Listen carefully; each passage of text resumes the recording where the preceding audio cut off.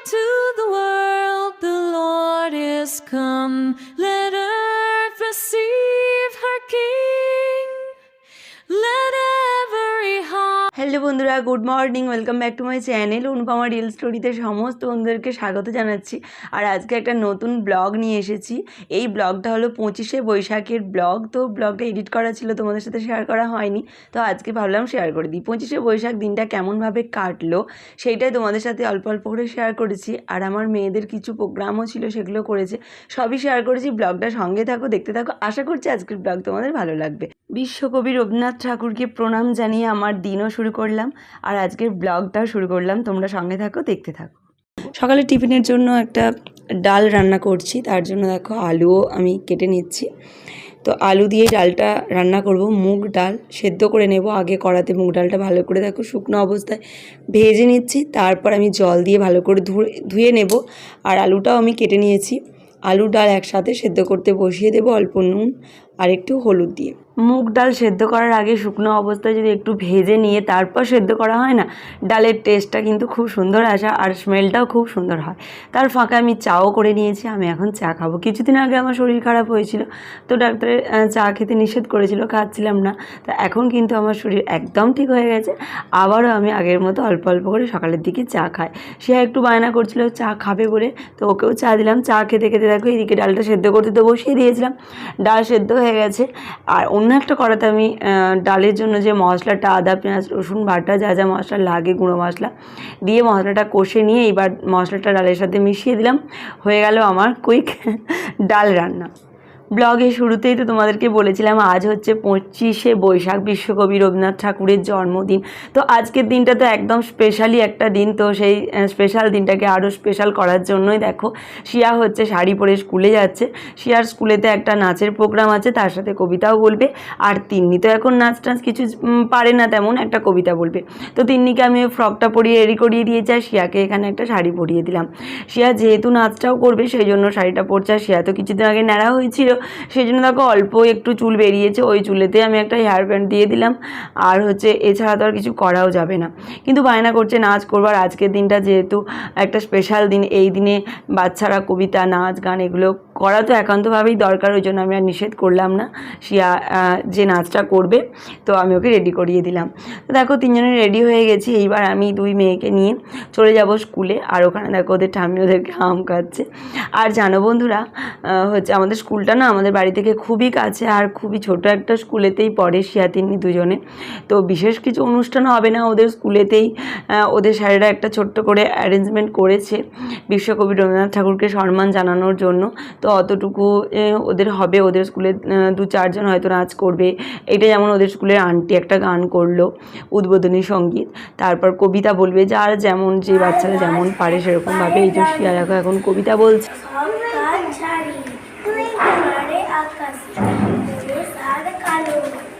তিন্নি ছড়াটা এতটাই ছোট ছিল যে আমি ক্যামেরা অন করতে করতেই ওর ছড়া শেষ। যাই হোক, ছড়া কবিতা সবার বলা হয়ে গেল। তারপর 2-4 জন নাচ করেছিল। এই দেখো ওদেরই ক্লাসে বা উঁচু ক্লাস, আগের ক্লাস, পরের ক্লাস, এরকম সব বাচ্চা মেয়েরা 2-একটা নাচ করেছে। তারপর শিয়াও একটা করেছে। শিয়া হচ্ছে মনোমোর মেঘেরও সঙ্গী, এই গানের নাচটা করেছিল। তো আমি অল্প অল্প করে ভিডিওর মধ্যে তোমাদের সাথে শেয়ার করছি। আর কপিরাইট চলে আসবে কিনা জানি না, হচ্ছে গানের, বিশেষ করে রবীন্দ্রনাথ ঠাকুরের গান, কবিতা সব কিছুর ওপরেই তো কপিরাইট চলে আসে। তো আমি চেষ্টা করলাম তোমাদের সাথে অল্প অল্প করে শেয়ার করার। আর ওদের স্কুলটা যেহেতু খুবই একটা ছোট স্কুল, তেমন হাইফাই বড় স্কুল না, তবে হ্যাঁ বেসরকারি স্কুল, তার মধ্যেই কিন্তু ওদের স্যার যতটা পেরেছে, স্যার ম্যাডামরা চেষ্টা করেছে সুন্দরভাবে অনুষ্ঠানটা করার। তো সেরকমভাবেই করেছে। চলে এসেছি বাড়ি। তারপরে দেখো বাড়ি আসা মাত্র শিয়া শাড়ি টাড়ি চেঞ্জ করে নিয়ে দেখো খেতে বসে গেছে। আর শিয়ার কিন্তু এখনও পরীক্ষাও চলছে।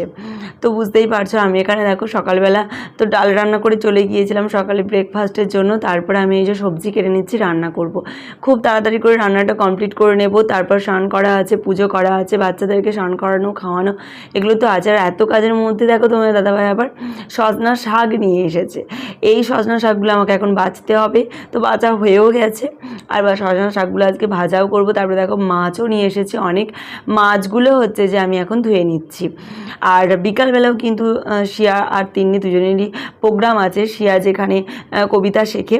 তো তোমরা দেখতে থাকো, জানতে পারবে। আর এখানে এখন দেখো কারেন্টের মানে ইলেকট্রিক মিস্ত্রি এসেছে, আমাদের না এসি লাগানো হবে, তো তার লাইনটা করা হচ্ছে।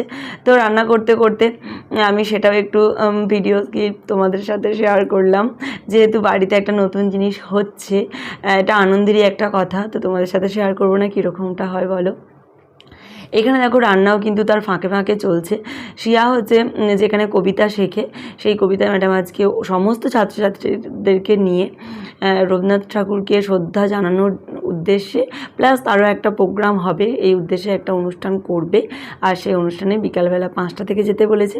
আমি তো রান্নাবান্না সমস্ত কিছু কমপ্লিট করে নেব, একদম রাত্রে রান্নাটাও পারলে কমপ্লিট করে নেওয়ার চেষ্টা করছি, যাতে করে বিকালে অনুষ্ঠান মানে বুঝতেই পারছো বাড়ি ফিরতে ফিরতে হয়তো রাত্রি হয়ে যাবে। আর সবটাই যেহেতু আমার ওপর চাপ, তাই সকালের দিকে মানে যখন এই যে দুপুরের দিকটা ফাঁকা পাচ্ছি, ফাঁকার মধ্যে কাজগুলো কমপ্লিট করে নেওয়ার চেষ্টা করছি।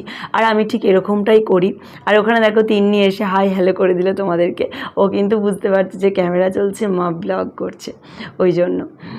আর দেখো আমি এখানে হচ্ছে ঝোল রান্না করেছি, পটল আলু আর হচ্ছে যে আম দিয়ে, মাছ তো অবশ্যই দিয়ে ঝোল রান্না করেছি, সজনা শাকগুলো ভাজা করেছি। আর একটা কি করলাম, সমস্ত সবজি দিয়ে একটা তরকারি বোধহয় রান্না করলাম। আসলে আমি তো ভয়েস ওভার দিচ্ছি, এটা তো 25শে বৈশাখের ব্লগ, অনেকগুলো দিনই হয়ে গেছে, বুঝতে পারছো, তো সব কিছু তো আর মনে থাকতে চায় না আমার। আর ওই যে তরকারির গন্ধ পেয়ে দেখো তোমার দাদাভাই চলে এসেছে, ও জানো তো এরকম একটু গরম গরম তরকারি বলো যাই বলো একটু খেতে ভালোবাসে, তো ওকে একটু দিলাম। তারপরে গ্যাস ওভেন গ্যাস টেবিল ভালো করে মুছে বাসন কোসন যা ছিল মোটামুটি ধুয়ে নিয়ে কী কী রান্না করেছি সেগুলো তোমাদের সাথে অল্প অল্প করে শেয়ার করে দিচ্ছি। বললাম তো আলু পটল মাছ দিয়ে ঝোল, সবজি টবজি দিয়ে একটা তরকারি করেছিলাম, আর সজনা শাক ভাজা, দুপুরের জন্য ভাত, একটা মুড়ো ভাজা রেখেছিলাম, মুড়ো বলতে মাছের মাথা ভাজা করে রেখেছিলাম। তো রান্নাবান্না মোটামুটি কমপ্লিট হয়ে গেছে, এবার আমি স্নান করব। আর দেখো এখনও সে এসি লাগানোর জন্য যে লাইন হচ্ছে, তো কাজ কিন্তু এখনও চলছে। তার ফাঁকে আমি শিয়া তিন্নিকে দুজনকে স্নান করিয়ে দিয়েছি। আর শিয়া তিন্নি কী করছে জানো বন্ধুরা, বাড়িতে দেখো রবীন্দ্র জয়ন্তী পালন করছে, রবীন্দ্রনাথ ঠাকুরের একটা ছোট্ট মূর্তি কিনেছিলাম পয়লা বৈশাখের দিন, তো সেই মূর্তিটাকে দেখো সুন্দর করে বসিয়েছে ফুল টুল দিয়ে, নিজেরাই গান করছে, গুল্লু কবিতা বলছে। দেখো শিয়া গান করলো একটা রবীন্দ্রনাথ ঠাকুরের উদ্দেশ্যে, এখানে গুল্লু কবিতা বলছে, তিন্নি আবার ছড়া বললো। ওরা বাড়িতেই রবীন্দ্র জয়ন্তী কত সুন্দর করে পালন করছে। তো বাচ্চাদের কিন্তু এগুলো আমরাও ছোটোবেলাতে করতাম জানো বন্ধুরা, তো ওদেরকে দেখে আমারও খুব মনে পড়ছিল আমার ছোটোবেলার কথাগুলো। তো তোমরাও কী কী করতে বলো বন্ধুরা, কমেন্ট করে কিন্তু আমাকে অবশ্যই জানিও। আর দেখো আমি একদম স্নান টান করে পুজো টুজো করে ভাত বাড়বো বলে রান্নাঘরে চলে এলাম। তারপর দুপুরে খাওয়া দাওয়া করে একটু রেস্ট করেছিলাম, একদম শাড়িটারি পরে বিকালে যে বললাম প্রোগ্রাম আছে শিয়ার, সেই প্রোগ্রামের জন্য রেডি হচ্ছি। আর এই প্রোগ্রামে শাড়িটারি কিছু পরতে হবে না, ওদের কবিতার যে আন্টি বা ম্যাডাম বলে দিয়েছে যে বাচ্চাদেরকে সাদা চুড়িদার পরিয়ে আনতে, আর আমাকে লাল পাড় সাদা শাড়ি। তো এই যে তিন্নিকে চুড়িদারটা পরিয়েছি জানো বন্ধুরা, এই চুড়িদারটা না শিয়া যখন ছোট ছিল, ছোট্টবেলায় নাচ করতো, তো তখনই বানিয়েছিলাম। তো চুড়িদারটা না এখন তিন্নির গায়ে দেখো কত সুন্দর হয়ে গেছে। লেগিংসটা কিন্তু আমাকে কিনতে হয়েছে, লেগিংসটা কিন্তু শিয়ারটা হয়নি, কাটারটা কেটে গেছে। আর দেখো তিন্নিকে কত সুন্দর বানিয়েছে। আর শিয়াকেও একটা চুড়িদার পরিয়ে দিয়েছি, শিয়ারও ওই চুড়িদারটা 1 বছর আগে আমি করিয়েছিলাম, যেহেতু শিয়া নাচ শেখে। আর আমাকে তো বললাম লাল সাদা একটা শাড়ি পরতে বলেছে, ওই জন্য আমি ওই শাড়িটা পরেছি, তার সাথে একটা লাল ব্লাউজও পরে নিয়েছি। তো প্রত্যেক মায়েদেরকেই বলেছে লাল পাড় সাদা শাড়ি পরতে, আর আমি এই যে শিয়াকে একটা ওড়না দিয়ে দিচ্ছি। আর বললাম না নাচটাও করবে, তো সেই জন্য ভাবলাম চুড়িদার পরেই নাচটা করবে, কিন্তু শুধু চুড়িদারটা পরে নাচটা করলে কেমন লাগবে, ওই জন্য ওড়নাটা আমি হচ্ছে দিয়ে দেখে নিচ্ছি যে ওড়নাটা নাচ করার সময় ওড়নাটা পরিয়ে দেবো, তাহলেই লুকটা সুন্দর লাগবে। ওখানে তোমার দাদাভাই রেডি হয়েছে, আমাদেরকে নিয়ে যাবে। আমরা দেখো তিনজনে একদম ফুল রেডি হয়ে গেছি, আমাদেরকে 4:45 সেখানে গিয়ে পৌঁছাতে বলেছে। তো আমরা কিন্তু ঠিকঠাক 4:45 সময় পৌঁছে গেছি। আর দেখো শিয়া তিন্নির সাথে কেমন মজা করছে একটা লাইট নিয়ে। শিয়া কিন্তু সেখানে কবিতাও বলবে, আর তিন্নি হচ্ছে ছড়া বলবে কিনা এখন জানি না। তো দেখো আমরা যেখানে অনুষ্ঠান হবে সেখানে চলে এসেছি। আর এখানে যে ম্যাডাম অনুষ্ঠানটা করছে তার একটা বিশেষত্ব হচ্ছে কি বলো তো, আমাদের যে পৌরসভার মানে হচ্ছে যে রাস্তা আছে, সেই রাস্তাতে রোডেতে স্থানে মানে জায়গায় জায়গায় অনুষ্ঠানটা করবে। মনে করো কিছু বাচ্চা একটা জায়গায় দাঁড়িয়ে রাস্তার দাঁড়িয়ে কবিতা বললো, নাচ করলো, আবার কিছু বাচ্চা আবার একটু আগিয়ে গেলাম রাস্তাতেই, আগিয়ে গিয়ে সেখানে আবার দাঁড়িয়ে কিছু বাচ্চা কবিতা বললো, নাচ করলো। তো এরকম রাস্তার মাঝখানে দাঁড়িয়ে অনুষ্ঠানটা ম্যাডাম করিয়েছিল, তো বেশ ভালো লাগছিল। এখানে তো মানে কোনো স্টেজ বা কোনো যে এই দর্শকগুলোর মধ্যেই সীমাবদ্ধ এরকমটা ছিল না, যে কেউ দেখতে পারবে রাস্তা থেকে যারা যাচ্ছে, অজানা অচেনা মানুষ।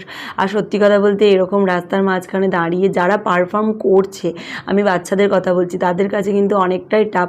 আমরা যতটা সহজভাবে ভাবছি যে এটা কী ব্যাপার আছে, রাস্তার মাঝখানে হলেই বা পারফর্ম তো করবে, কিন্তু না, রাস্তার মাঝখানে দাঁড়িয়ে যে কোনো পারফর্ম করা অতটা কিন্তু সহজ না, যতটা সহজভাবে দেখো এই বাচ্চাগুলো করছে। আর নাচ কিন্তু হচ্ছে কবিতার ম্যাডাম তো নাচ তো করায় না, কবিতায় শেখায় সবাইকে, কিন্তু ম্যাডাম বলে দিয়েছিল যে যারা যারা নাচ জানো তারা একটা করে নাচ করবে, তাহলে কবিতার ফাঁকে ফাঁকে নাচটা যদি করে বাচ্চারা তাহলে কিন্তু ভালো লাগবে। তো এখানে দেখো শিয়া কবিতা বলছে, শিয়া হচ্ছে তাল গাছ এক পায়ে দাঁড়িয়ে কবিতাটা বলছে।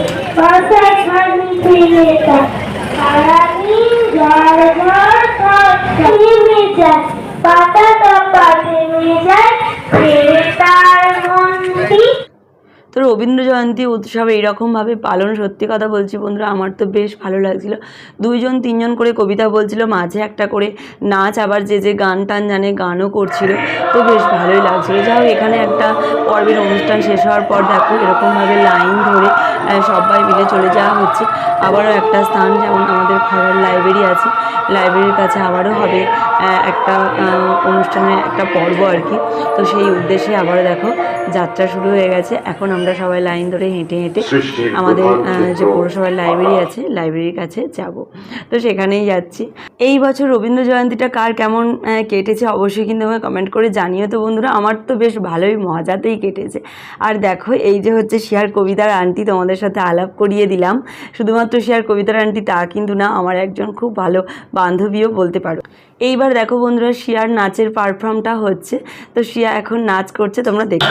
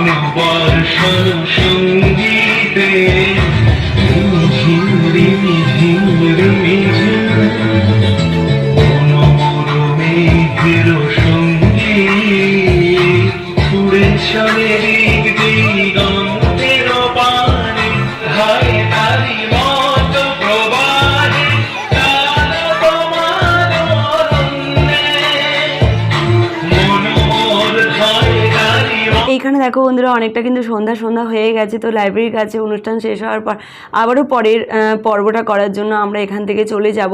এখানে দেখো নাচের পারফর্ম হলো, তারপরে কবিতা হচ্ছে, আবারও আমরা চলে যাচ্ছি অন্য একটা পর্বের জন্য অন্য একটা স্থানে। তো এখানে শিয়ার পারফরমেন্স মোটামুটি কমপ্লিট হয়ে গেছে, আর এরপর হচ্ছে শিয়ার ড্রয়িংয়ের ক্লাস আছে। তো আমরা এখান থেকে এবার বাড়ি চলে যাব। সেটা বলার পর দেখো ওদেরকে দুজনকেই মিষ্টির প্যাকেট দিয়েছে শিয়া তিন্নি দুজনকে। তিন্নি যেহেতু কবিতা শেখে না, তো ছড়াটরা কিছু বললে হয়তো হতো, আমি আর তেমন কিছু বলতে দিলাম না, তার কারণ ছোটো বাচ্চা, তো তারপরে অনেক বাচ্চা ছিল পারফর্ম করার মতো। তো সেই জন্য দেখো চলে এসেছি বাড়ি। আর টিফিনের মধ্যে কী কী দিয়েছে দেখো, মিষ্টি, কেক, এইসব জাতীয় জিনিস দিয়েছিল বাচ্চাদেরকে, যেগুলো দেওয়া হয় সাধারণত। যাই হোক বন্ধুরা, ফাইনালি বাড়ি চলে এসেছি। আজকের দিনটাতে আমার খুব মজাই কাটলো। তোমাদের কেমন লাগলো ব্লগটা বলো কিন্তু, ভালো লাগলে লাইক করে দিও। Tata, good night.